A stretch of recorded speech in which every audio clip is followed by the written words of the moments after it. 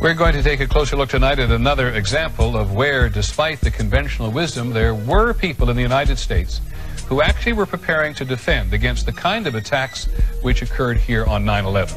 The North American Aerospace Defense Command, NORAD for short, has been defending the skies over the U.S. and Canada for almost 50 years, 46 to be precise.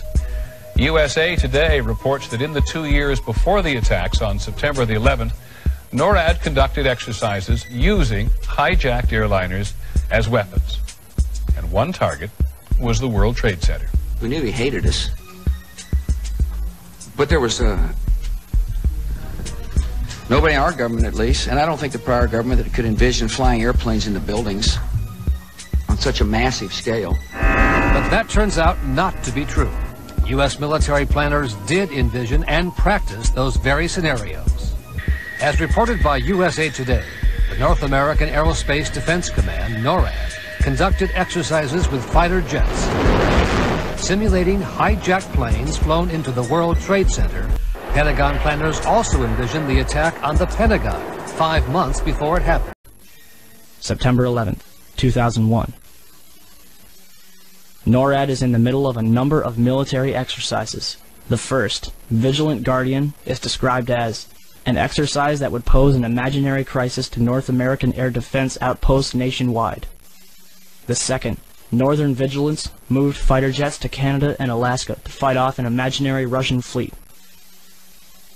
3 F-16s from Washington, D.C.'s National Guard at Andrews Air Force Base, 15 miles from the Pentagon, are flown 180 nautical miles away for a training mission in North Carolina. This left 14 fighter jets to protect the entire United States. Could you repeat the question to make sure I'm answering the right question? This is 9/11 question. The question was, we had 4 war games going on September 11th, and the question that I tried to pose before the Secretary had to go to lunch was whether or not the activities of the 4 war games going on September 11th actually impaired our ability to respond to the attacks.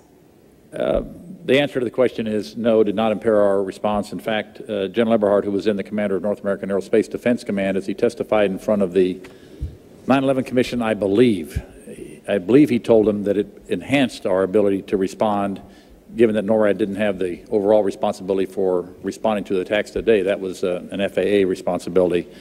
But they were 2 CPXs. There was 1 Department of Justice exercise that didn't have anything to do with the other 3. And there was an actual operation ongoing because there was some Russian bomber activity up near Alaska. So let me ask you this then. Who was in charge of managing those war games? And General, why don't you give the best answer you can here in a short period of time, and we'll. The gentlelady wants to get a written answer anyway, and then we can move on to other folks. The important thing to realize is North American Aerospace Defense Command was responsible. These are command post exercises. What that means is all the battle positions that are normally not filled are indeed filled. So it was an easy transition from an exercise into a real-world situation. It actually enhanced the response. Otherwise, it would take somewhere between 30 minutes and a couple of hours to fill those positions, those battle spaces, with the right staff officers. Mr. Chairman, begging your indulgence, was September 11th declared a National Security Special Event Day?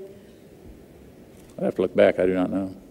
You mean after the fact or before the? No, because of the activities going on that had been scheduled at the United Nations that day. I'd have to go back and check. Don't know. Thank you. Okay. I thank the gentlelady.